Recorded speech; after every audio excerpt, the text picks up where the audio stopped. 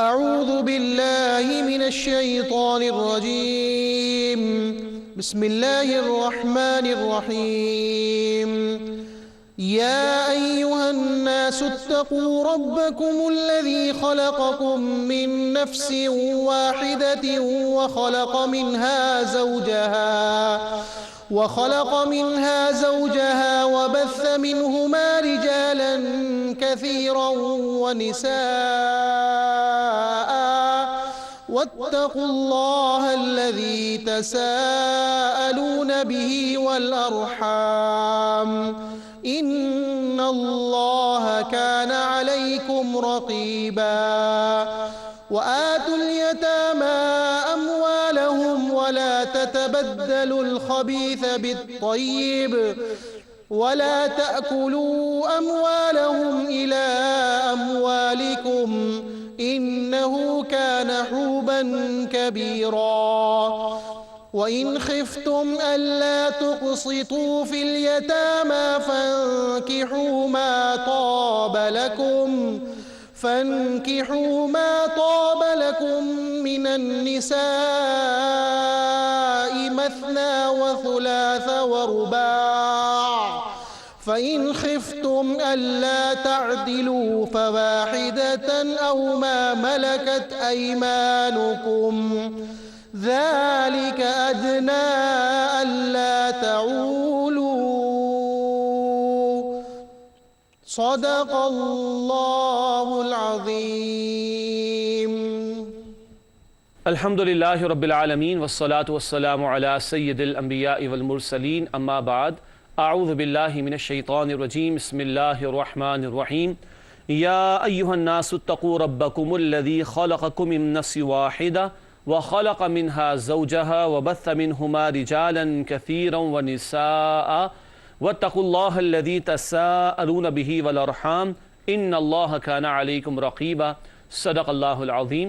اللهم صل على محمد وعلى آل محمد وبارك وسلم. رب اشرح لي صدري ويسر لي أمري واحلل عقدة من لساني يفقهوا قولي واجعل لي وزيرا من أهلي آمين يا رب العالمين. ناظرین کرام السلام علیکم ورحمۃ اللہ وبرکاتہ. پروگرام بصیرت القرآن میں خوش آمدید. الحمدللہ آج پروگرام نمبر 120 آپ کی خدمت میں پیش کر رہے ہیں. انشاءاللہ آج ہم گفتگو کریں گے سورہ آل عمران کی تکمیل کے حوالے سے اور سورۃ النساء کے آغاز کے حوالے سے. قاری سلمان صاحب نے سورہ نساء کی ابتدائی 3 آیات کی تلاوت کے ذریعے الحمدللہ پروگرام کا باقاعدہ آغاز فرما دیا ہے، اور روزانہ کی طرح ہمارے نوجوان ساتھی آج بھی ہمارے ساتھ اسٹوڈیوز میں موجود ہیں.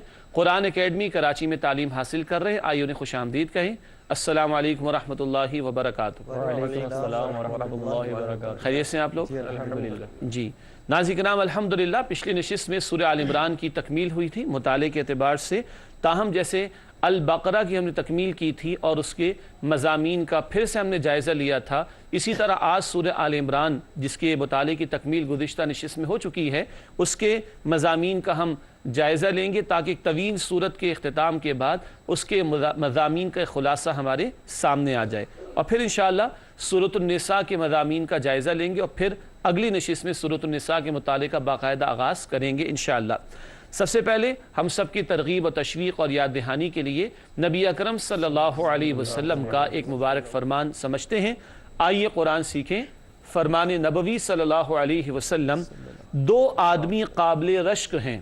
ایک وہ ہے جسے اللہ نے قرآن کی نعمت عطا فرمائی اور وہ دن رات اس میں لگا رہتا ہے.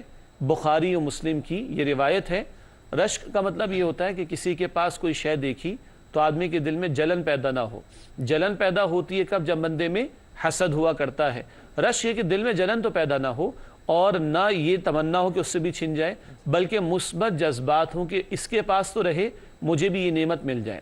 وہ بھی 2 افراد پر رشک کرنا جائز ہے اس حدیث کے مطابق. ایک وہ جسے قرآن کی نعمت عطا ہوئی اور دن رات وہ اس کے سیکھنے سکھانے میں لگا ہو اور حدیث میں ذکر ہے. دوسرا وہ جس کو اللہ نے مال عطا فرمایا اور دن رات وہ اللہ کی راہ میں خرچ کرتا ہو. ناظرین کرام اللہ تعالیٰ سے دعا ہے کہ اللہ تعالیٰ ہمیں دن رات اپنے کلام مبین سے ہمیں جڑے رہنے اور ہمارے تعلق کو مزید مضبوط کرنے کی توفیق عطا فرمائے. آئیے بات کو آگے بڑھاتے ہیں. سورہ آل عمران کے مضامین کا جائزہ لیتے ہیں جس کا مطالعہ پچھلی نشست میں الحمدللہ مکمل ہوا تھا. سب سے پہلے سورہ آل عمران کے تناظر میں ایک حدیث ہے، آئیے اسکرین پر دیکھتے ہیں۔ سورہ آل عمران کی عظمت کے حوالے سے ارشاد نبوی صلی اللہ علیہ وسلم، من قرأ آل عمران فہو غنی، سنن دارمی کی یہ روایت ہے، رسول اکرم علیہ السلام کا ارشاد، مفہوم اس کا یہ ہے جس نے سورہ آل عمران پڑھی پس وہ غنی ہے۔ ایک غنی ہوتا ہے جس کے پاس دولت ہو، اور ایک غنی وہ ہوتا ہے جس کے پاس ہدایت ہو۔ تو ہدایت کا ایک بڑا سامان ہے جو قرآن حکیم کی صورت میں رب العالمین نے عطا فرمایا۔ ارشاد ہو رہا ہے کہ جس نے سورہ آل عمران پڑھی بس وہ غنی ہے۔ ہاں، پڑھنے سے مراد تلاوت بھی ہے، اور ہم سمجھتے ہیں اور بار بار ذکر کرتے ہیں کہ تلاوت میں سمجھنا بھی داخل، کیونکہ تلاوت کے معنی ہے پیچھے پیچھے آنا، اور جب ہم قرآن کو سمجھیں گے تبھی ہم قرآن کے پیچھے پیچھے چل سکیں گے۔ اللہ تعالی ہمیں سورہ آل عمران کے مضامین کا مزید فہم اور ان تقاضوں پر جو ہمارے سامنے آئے عمل کرنے کی توفیق عطا فرمائے۔ ناظرین کرام، اس کے بعد جو سورہ مبارکہ ہم نے مکمل کی سورہ آل عمران، اس کے مضامین کا ایک موٹا موٹا تبصرہ ہمارے سامنے آ جائے، تاکہ وہ اسکیچ جو ہم نے سورہ آل عمران کے مطالعے کے آغاز میں بنایا تھا پھر سے اس کو ہم دہرا لیں۔ لکھا ہے آگے اس مضامین کے جائزے کے اعتبار سے، ابتدائی آیات میں نجران کے عیسائیوں کے وفد سے نبی کریم صلی اللہ علیہ وسلم کی گفتگو کا بیان۔ تفسیر آئی تھی کہ نصارہ کا ذکر آیا تھا، بنی اسرائیل میں سے نصارہ کا ذکر آیا تھا سورہ آل عمران میں، اور اس کا بھی ایک پس منظر تھا کہ نجران کے علاقے سے ایک وفد، ایک ڈیلیگیشن آیا تھا جس سے ڈائلاگ ہوا نبی اکرم صلی اللہ علیہ وسلم کا۔ اس کے حوالے سے تقریباً 60 آیات ہیں جو سورہ آل عمران میں ہمارے سامنے آئیں، جن کا ہم نے مطالعہ کیا تھا۔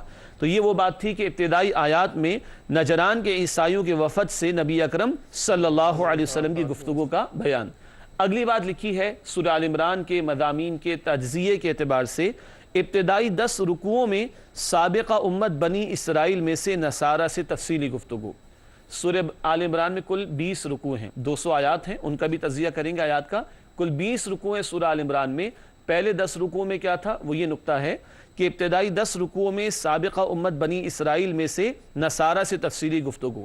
اچھا، یاد ہے آپ کو البقرہ میں کس سے گفتگو تھی تفصیلی؟ بنی اسرائیل میں سے یہود سے تھے، بالکل۔ البقرہ میں کس سے تھی؟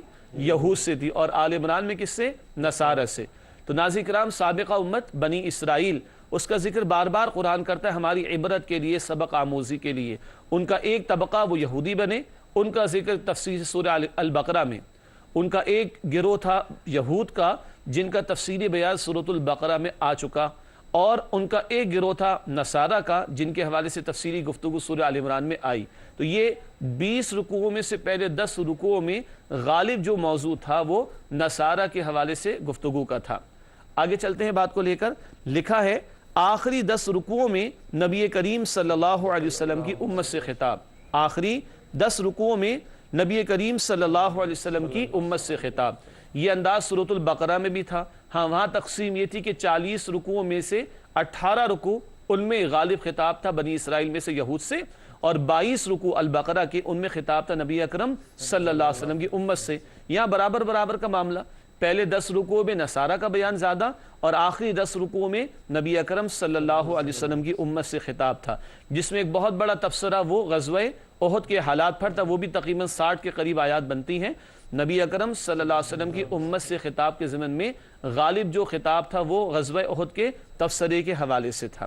ناظرین کرام، یہ تو تجزیہ ہوا رکوعوں کے اعتبار سے۔ 20 رکوع، 10 رکوع ان میں سے سورہ آل عمران کے نصارہ کے حوالے سے غالب خطاب تھا، اور بقیہ 10 رکوع میں نبی اکرم صلی اللہ علیہ وسلم کی امت سے خطاب تھا، جن میں ایک غالب حصہ غزوہ احد کے حالات پر تبصرے پر مشتمل تھا۔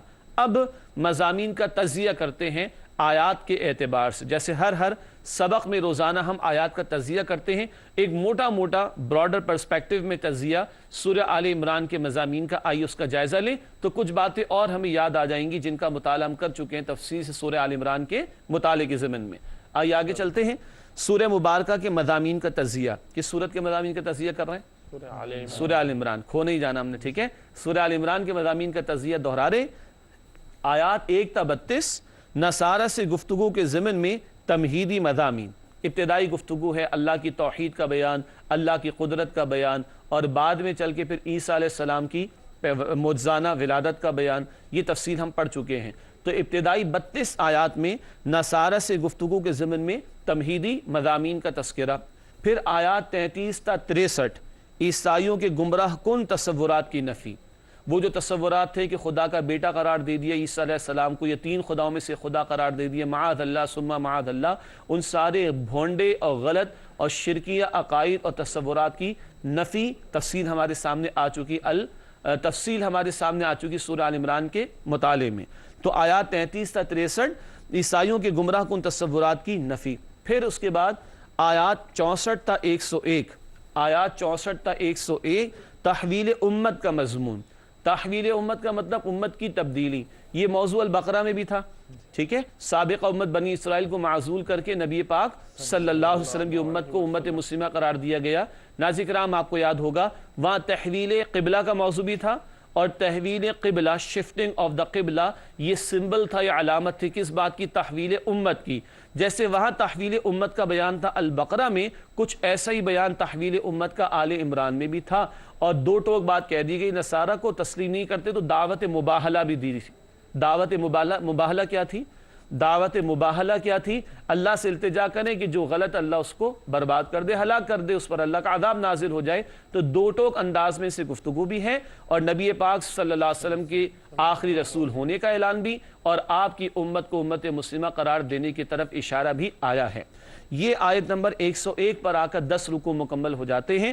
آیت نمبر 1 سے آیت نمبر 101 تک 10 رکوع، اور ان 10 رکوع میں سورہ آل عمران میں غالب گفتگو نصارہ کے حوالے سے تھی. بات کو آگے بڑھاتے ہیں. پھر ہے تجزیے کے اعتبار سے آیات 102 تا 120 آیات 102 تا 120 سورہ آل عمران.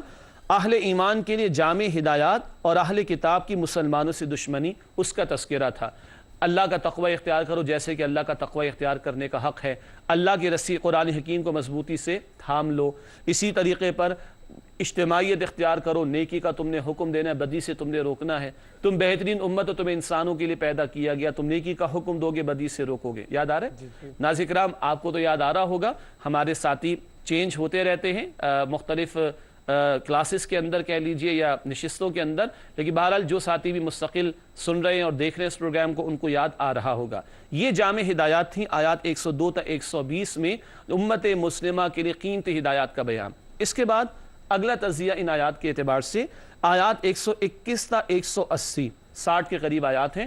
آیات 121 تا 180 غزوہ احد کے حالات پر تبصرہ. تفصیل سے ہم نے مطالعہ کیا، اور ایک خطا کا معاملہ بھی ہوا. 70 صحابہ کرام شہید بھی ہوئے. وقتی شکست تھی، لیکن پھر صحابہ کرام کھڑے ہوئے. رسول پاک علیہ السلام نے ان کو تھاما اور ان کو کھڑا کیا، اور پھر پلٹ کر مسلمانوں نے مشرکین کا تعاقب بھی کیا. اور بڑی قیمتی ہدایات اس حوالے سے آئیں کہ نظم ڈھیلا نہ پڑ جائے، کمزور نہ پڑ جائے. اطاعت رسول ضرور کرنا ہے صلی اللہ علیہ وسلم. اور اگر وقتی شکست بھی تھی، اس میں کئی حکمتیں تھیں. کچھ کو اللہ شہادت کا رتبہ دینا چاہتا تھا، کھرے کھوٹے کا فیصلہ کرنا چاہتا تھا. منافقین الگ کر دیے جائیں چھانٹ کر، اور سچے ایمان والوں کو ظاہر کر دیا جائے. یہ سارا تفسیرہ 6 رکوع پر مشتمل تھا. ناظرین کرام آپ کو یاد ہوگا رکوع نمبر 13 سے رکوع نمبر 18 6 رکوع. آیات 121 تا 180 تفصیلی تفسیرہ تھا غزوہ احد کے حوالے سے.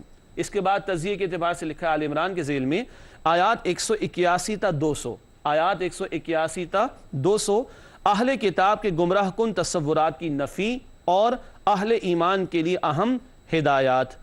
اہل کتاب کے غلط تصورات، یہود کے باطل تصورات، نصارہ کے شرکی عقائد کی نفی، اور آخر میں سچے ایمان والے وہ جو اہل کتاب میں سے ایمان لے آئے ان کا ذکر بھی تھا. اور بالکل اختتام پر بڑی جامع ہدایات تھیں. صبر کرنا، مصابرت کرنا، ڈٹے رہنا، جڑے رہنا، مربوط رہنا، اور اللہ کا تقوی اختیار کرنا.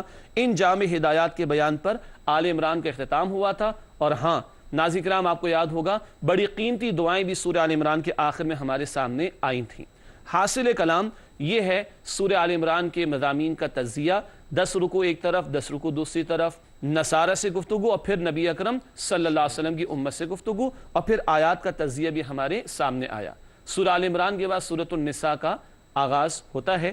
آئیے اب اس کے مضامین کے تجزیے کی طرف چلتے ہیں. جی ناظرین کرام، سورہ آل عمران کے بعد سورۃ النساء ہے. یہ بھی مدنی سورت ہے، اور اس کا ایک بڑا پیارا عنوان ہے حدیث کی روشنی میں قرآن کریم کو زینت دینے والی سورہ مبارکہ. قرآن کریم کو زینت دینے والی سورہ مبارکہ. سورہ نساء کی عظمت کے حوالے سے سنن دارمی میں ارشاد نبوی ہے صلی اللہ علیہ وسلم. سنن دارمی یہ بھی حدیث کی ایک کتاب ہے، امام دارمی ہے، انہوں نے مرتب کیا اس کتاب کو، تو کتاب کا نام سنن دارمی، سنت کی جمع سنن، ناظرین کرام نوٹ کیجئے گا، سنت کی جمع سنن، سنن دارمی میں ارشاد نبوی ہے صلی اللہ علیہ وسلم، والنساء محبرۃ، والنساء محبرۃ، اور سورہ نساء قرآن حکیم کو سجاوٹ دینے والی ہے۔ قرآن کیا ہے؟ ہدایت کا سرچشمہ، اور ہدایت زندگی کی تمام گوشوں کے لیے درکار ہے، تو قرآن کو اللہ نے سجایا، ہدایات اس میں نازل فرما کر اس سجاوٹ کی ایک بہترین شکل یا اس سجاوٹ کی ایک بہترین مثال سورۃ النساء ہے۔ بات سمجھ آ رہی؟ ناظرین کرام مجھے امید ہے آپ کو بات سمجھ آ رہی ہوگی انشاءاللہ تعالی۔ سجاوٹ کا ذکر، والنساء محبرۃ، اور سورہ نساء قرآن حکیم کو سجاوٹ دینے والی ہے۔ اللہ تعالی ہمیں بھی اس سجاوٹ کو سامنے رکھ کر ہمارے معاملات زندگی کو طے کرنے کی توفیق عطا فرمائے۔ ناظرین کرام یہ تو برکت اور شان اور عظمت کا حوالہ ایک حدیث کی روشنی میں آیا سورہ نساء کے حوالے سے، اس کے مضامین کیا ہیں اور کیا کیا گفتگو انشاءاللہ ہمارے سامنے آئے گی، اس کا ہم ضرور جائزہ لیں گے۔ تاہم آپ سے ملاقات ہوتی ہے ایک وقفے کے بعد، امید ہے آپ ہمارے ہی ساتھ رہیں گے۔ السلام علیکم ورحمۃ اللہ وبرکاتہ۔ ناظرین کرام پروگرام بصیرت القرآن میں خوش آمدید۔ آپ کے علم ہے کہ آج ہم مطالعہ کر رہے ہیں سورہ آل عمران کے مضامین کے تجزیے کا، اور مطالعہ کریں گے اب سورہ نساء کے مضامین کے تجزیے کے اعتبار سے۔ وقفے سے پہلے سورہ آل عمران کے مضامین کا ہم نے جائزہ لیا، اس لیے کہ آپ کو یاد ہے پچھلے پروگرام میں سورہ آل عمران کے مطالعے کی تکمیل ہوئی تھی۔ اب ہم اگلی نشست سے کیونکہ آغاز کریں گے سورہ نساء کے مطالعے کا، تو آج اب سورہ نساء کے مضامین کا جائزہ لیتے ہیں۔ وقفے سے پہلے ایک حدیث آپ کے سامنے رکھی گئی، نبی اکرم صلی اللہ علیہ وسلم نے ارشاد فرمایا، وَالنِّسَاءُ مُحَبِّرَةٌ، اور سورہ نساء قرآن حکیم کو سجاوٹ دینے والی ہے۔ آئیے اب اس کے مضامین پر تبصرہ کرتے ہیں اور جائزہ لیتے ہیں۔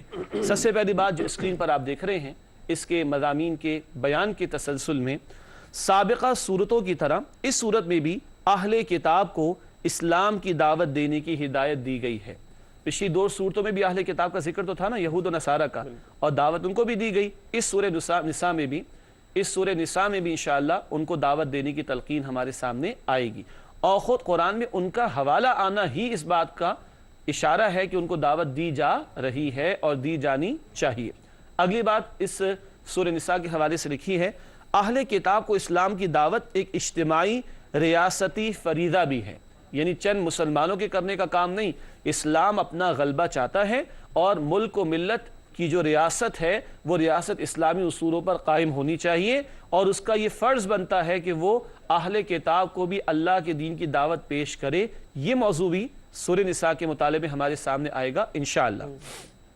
ناظرین کرام اگلی بات بہت قیمتی ہے جو پچھلی دو صورتوں سے مزاج کے اعتبار سے ذرا مختلف ہے، وہ کیا؟ آئیے اسکرین پر دیکھیں، لکھا ہے 3 گروہوں سے خطاب۔ اب تک کیا تھا؟ اہل کتاب اور مسلمان اہل ایمان، اب 3 گروہوں سے خطاب کا بیان ہے۔ نمبر 1، امت مسلمہ بحیثیت امت مسلمہ، جتنے لوگوں نے کلمہ پڑھا نبی اکرم صلی اللہ علیہ وسلم کی امت میں شامل ہو گئے، سب امت کا حصہ ہیں، سب سے خطاب ہے۔ بالکل ٹھیک بات، یہ تو پہلے بھی ہوا۔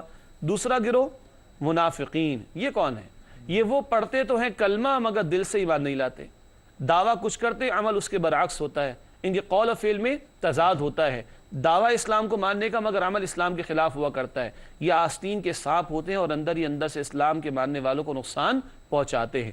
ان کا بڑا تفصیلی بیان سورہ نساء میں آئے گا، اب تک ایسا تفصیلی بیان نہیں آیا تھا، تو ان کو ایک گروہ کے طور پر علیحدہ بیان کیا گیا ہے سورہ نساء میں، تفصیل مطالعے کے دوران آئے گی انشاءاللہ تعالی۔ اور تیسرا گروہ بات واضح اہل کتاب، ان سے بھی گفتگو اس صورت میں جاری رہے گی۔ ہاں ناظرین کرام ایک اور بات نوٹ کیجئے گا، سورہ آل عمران اور سورہ البقرہ میں تو یہ تھا، یہ خطاب بنی اسرائیل کے متعلق ہے اور یہ خطاب نبی اکرم صلی اللہ علیہ وسلم کی امت سے۔ یہاں ایسا نہیں ہوگا، سچے ایمان والوں سے بھی خطاب ہوگا، جھوٹے دعوے دار منافقین ان کا بیان بھی آئے گا، اہل کتاب کا تذکرہ بھی آئے گا، پھر کئی سچے اہل ایمان کا ذکر آئے گا، پھر جھوٹے دعوے دار منافقین کا تذکرہ ہوگا، پھر اہل کتاب کا بیان آئے گا۔ تو گویا اس صورت میں مضامین تبدیل ہوتے رہیں گے۔ البقرہ آل عمران میں تقسیم برابر تھی کم و بیش، لیکن سورہ نساء میں مضامین بدلتے رہیں گے، کبھی سچے ایمان والوں کا بیان، کبھی منافقین اور کبھی اہل کتاب کا تذکرہ۔ ناظرین کرام ایک اور اہم بات نوٹ کر لیتے ہیں، اس صورت کا مرکزی مضمون کیا ہے، کن باتوں کو فوکس میں رکھا جائے جب اس صورت کا مطالعہ کر رہے ہوں. تو مرکزی مضمون جسے عام طور پر سینٹرل تھیم یا سینٹرل آئیڈیا بھی ہم کہہ دیا کرتے ہیں، آئیے اس کا جائزہ بھی لکھا ہے.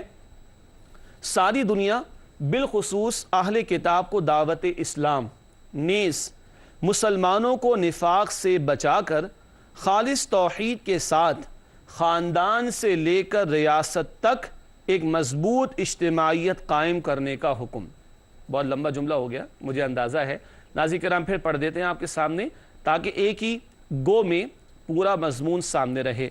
ساری دنیا بالخصوص اہل کتاب کو دعوت اسلام نیز مسلمانوں کو نفاق سے بچا کر خالص توحید کے ساتھ خاندان سے لے کر ریاست تک ایک مضبوط اجتماعیت قائم کرنے کا حکم.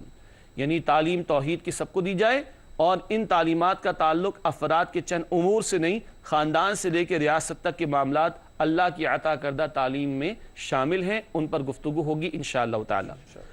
ناظرین کرام اب مرکزی مضمون سمجھنے کے بعد سورہ مبارکہ کے مضامین کا تجزیہ کرتے ہیں، یعنی آیات کے اعتبار سے. جیسے آل عمران کی آیات کے اعتبار سے تجزیہ سمجھا تھا، جیسے سورہ آل عمران کی آیات کا تجزیہ ہم نے کیا تھا مضامین کو سمجھنے کے لیے، اب سورہ نساء کے مضامین کا تجزیہ کرتے ہیں آیات کے اعتبار سے. آپ دیکھ رہے ہیں اسکرین پر آیات 1 تا 43 1 سے 43. اسلام کی معاشرتی ہدایات کا ہدف معاشرے کے ہر فرد کے مال، جان اور آبرو کا احترام اور تحفظ. بڑی قیمتی معاشرتی ہدایات ہیں، افراد کی جان، مال، عزت و آبرو، اس کا احترام بھی، اس کا تحفظ بھی ہو. اس کے لیے بہت قیمتی احکامات ہیں جو ہم سمجھیں گے آیات 1 تا 43 کے ذیل میں انشاءاللہ.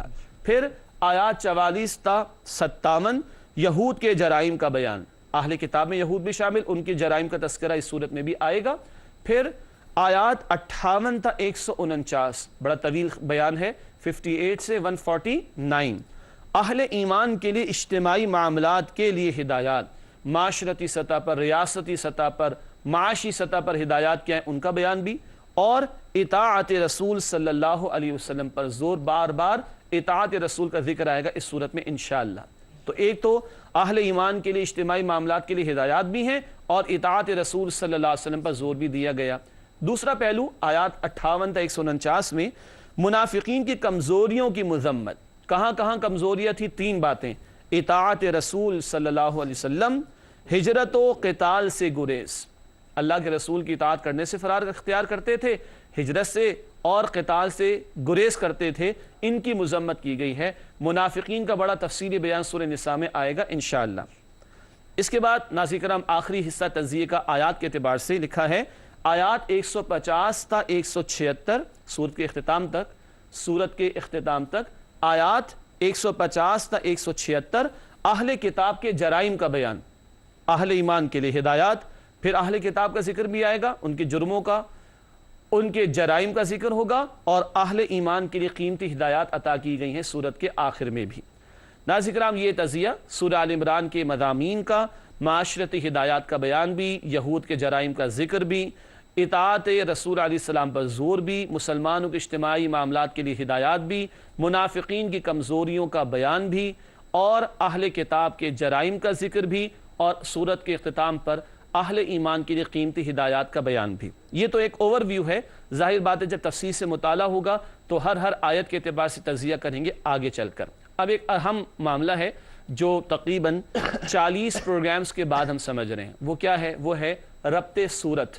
ہر پروگرام میں کیا سمجھتے ہیں؟ ربط آیات، پچھلی آیات اور موجودہ آیات، آج کی زیر مطالعہ آیات.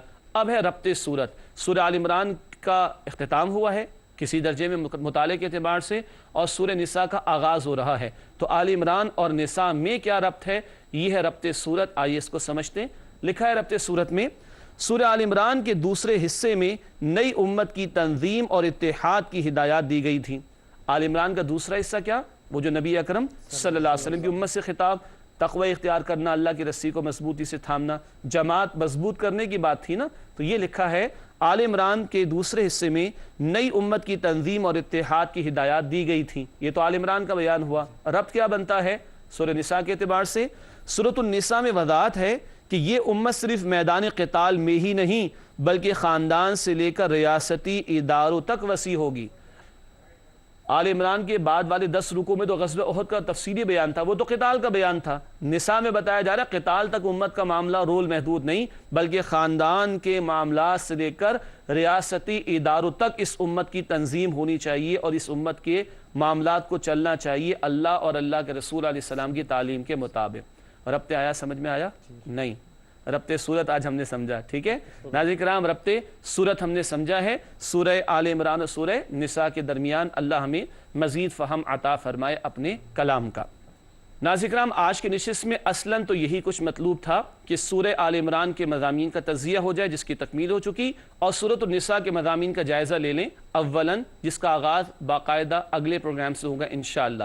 تو آج وہ سوالات ہم نہیں لیں گے اپنے ساتھیوں سے جو عام طور پر لیا کرتے ہیں، بلکہ میں چاہوں گا کہ 120 پروگرامز کے بعد جی ہمارے علم ہے کہ بہت سارے لوگ اب ہمیں جوائن کر رہے ہیں، کیونکہ سوشل میڈیا پر اپلوڈنگ بھی ہو جاتی ہے پروگرامز کی، ساتھیوں کو مل بھی جاتے ہیں، مگر کچھ لوگ بار بار ماشاءاللہ شامل ہو رہے ہیں، ہر روز شامل ہو رہے ہیں، تو کچھ ان کی یاد دہانی کے لیے میں کچھ سوالات آج ساتھیوں سے کر لیتا ہوں کہ ہمارے اس پروگرام میں جو مختلف سیگمنٹس ہیں ان کا مفہوم اور مطلب کیا ہوتا ہے۔ آئیے سے پوچھتے ہیں، تیار ہیں آپ لوگ؟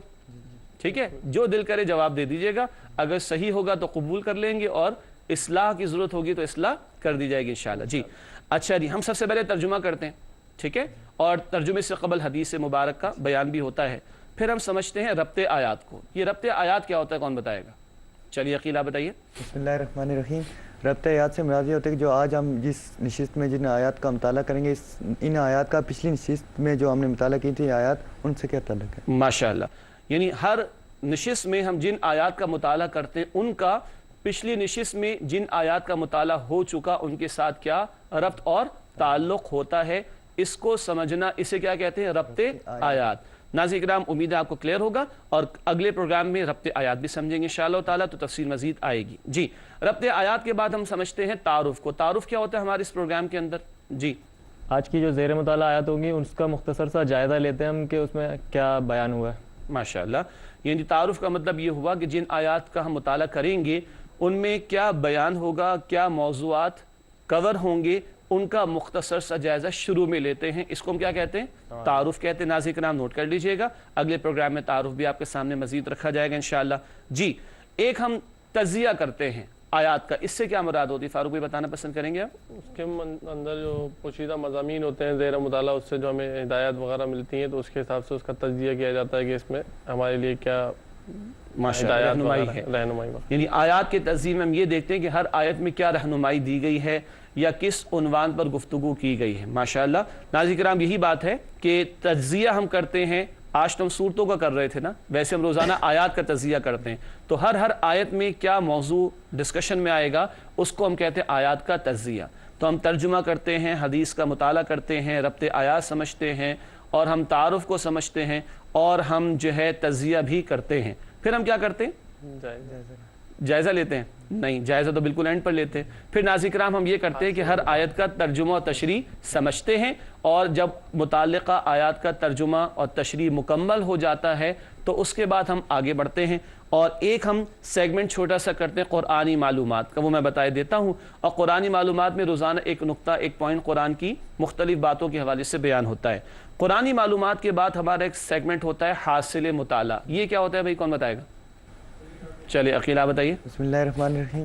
جو آیات ہم نے مطالعہ کی ہیں اس سے جو سبق ہمیں حاصل ہوتا ہے اس کا مطالعہ ماشاءاللہ، جن آیات کا مطالعہ کر چکے ہوتے ہیں ناظرین کرام، ان سے ہمیں کیا سبق ملتا ہے، لیسن ٹو لرن انگلش میں کہا جاتا ہے، یا چیپٹر راؤنڈ اپ کہا جاتا ہے۔ تو ہم جو کچھ سمجھ چکے ہوتے ہیں اس کا آخر میں جائزہ لیتے ہیں سبق آموزی کے لیے، اس کو ہم کہتے ہیں حاصل مطالعہ۔ حاصل مطالعہ کے بعد ناظرین کرام ہمارا ایک ٹاپک ہوتا ہے یا سیگمنٹ ہوتا ہے جائزہ۔ یہ جائزہ کیا ہوتا ہے بھائی؟ جی فاروق بھائی۔ جائزے میں ہم اسٹوڈیو میں اور ناظرین جو ہے ہمارے فردن جو ہے اپنا اس سے حاصل مطالعہ سے، یعنی جو مضامین اور جو چیزیں ہم نے سمجھی ہیں اس سے اپنے اوپر دیکھتے ہیں کہ ہم کتنا اس کے اوپر عمل درآمد کر رہے ہیں، اپنی اصلاح کی کوشش کے لیے خود جائزہ لیتے ہیں۔ ماشاءاللہ، ایک بہت اچھی بات تو کہ اسٹوڈیو میں بھی، یعنی کہ یہ سوالات صرف ناظرین کے لیے نہیں ہوتے بلکہ مقرر کے لیے بھی ہوتے ہیں اور اسٹوڈنٹس کے لیے بھی ہوا کرتے ہیں، کہ ہم سب یہ دیکھیں کہ ان آیات کے تناظر میں ہم کہاں کھڑے ہیں، عمل کے اعتبار سے ہم آگے بڑھ رہے ہیں خدا نہ خواستہ یا پیچھے یا خدا نہ خواستہ ہم پیچھے جا رہے ہیں، یہ جائزہ ہم لیتے ہیں چند سوالات کی روشنی میں۔ اچھا جی، جائزے کے بعد دو باتیں ہوتی ہیں، کون بتائے گا؟ جی مصعب۔ ایک تو پچھلے پروگرام میں جو سوال کیا ہوتا ہے اس کا جواب، ماشاءاللہ، اور اس پروگرام کا سوال اور اس کی ہنٹ۔ ماشاءاللہ جی، آج تو پورا آپ لوگوں نے بتا دیا۔ گزشتہ سوال کا جواب پیش کرتے ہیں اور آج کی نشست کا سوال آپ کے سامنے رکھتے ہیں۔ تو ناظرین کرام، یہ ایک چھوٹا سا تجزیہ تھا کس کا؟ ہمارے اس پروگرام کی سیگمنٹس کا، کیونکہ نئے نئے ساتھی ماشاءاللہ روزانہ جوائن کر رہے ہیں، تو ان کی یاد دہانی کے لیے یا ان کے فہم میں آسانی کے لیے اس بات کو آپ کے سامنے رکھا گیا۔ پروگرام کے آخری لمحات ہیں تو آج کے مختصر سیگمنٹ، سب سے پہلے قرآنی معلومات کا سیگمنٹ ہے۔ قرآنی معلومات میں جو سیگمنٹ ہے اس میں آج کا نقطہ نوٹ کیجئے گا۔ اللہ تعالیٰ نے نبی کریم صلی اللہ علیہ وسلم کا اہم ترین مشن غلبہ دین کو قرار دیا ہے۔ سورۃ الصف آیت نمبر 9، هو الذی ارسل رسولہ بالہدی ودین الحق لیظہرہ علی الدین کلہ۔ اللہ نے اپنے رسول صلی اللہ علیہ وسلم کو بھیجا الہدا مکمل ہدایت نامہ قرآن دے کر، و دین الحق مکمل نظام زندگی دین اسلام دے کر، لیظہرہ علی الدین کلہ، کہ آپ صلی اللہ علیہ وسلم اس دین حق کو کل نظام زندگی پر غالب فرما دیں۔ ناظرین کرام، یہ مشن نبی اکرم صلی اللہ علیہ وسلم کا سورہ صف آیت نمبر 9 کے مطابق رب کی زمین پر اس کا عطا کردہ عادلانہ نظام قائم کیا جائے۔ قرآنی معلومات کے بعد آج حاصل مطالعہ کا سیگمنٹ نہیں لے رہے، آج ہم نے تجزیہ کیا دو صورتوں کے مضامین کا، جائزہ لیتے ہیں ایک مکمل صورت کے بعد آج ہم کہاں کھڑے ہیں۔ جائزے کے اعتبار سے 3 سوالات پورے ہمارے اس پروگرام کی تھیم کے اعتبار سے۔ نمبر 1، کیا ہمارے فہم قرآن میں اضافہ ہو رہا ہے؟ اللہ تعالیٰ سے امید ہے کہ جواب ہاں میں ہوگا۔ آپ لوگوں کا کیا خیال ہے؟ ہو رہا ہے؟ اللہ تعالیٰ ہم سب کو مزید اضافہ عطا فرمائے۔ اگلا سوال، کیا ہمارے عمل میں بہتری آ رہی ہے؟ امید تو یہی ہے، خوف یہ ہے کہ نام جواب تو نہیں، لیکن امید ہے کہ ایسا ہوگا۔ اللہ مزید ہمیں ہمارے عمل میں بہتری عطا فرمائے۔ اس سے کہ ناظرین کرام، علم وہی علم ہے فائدہ دینے والا جو عمل میں بھی دکھائی دے۔ اللہ تعالی ہمیں بے عملی سے محفوظ فرمائے۔ تیسرا اور آخری سوال، کیا ہم دوسروں کو قرآن کریم کی طرف دعوت دے رہے ہیں؟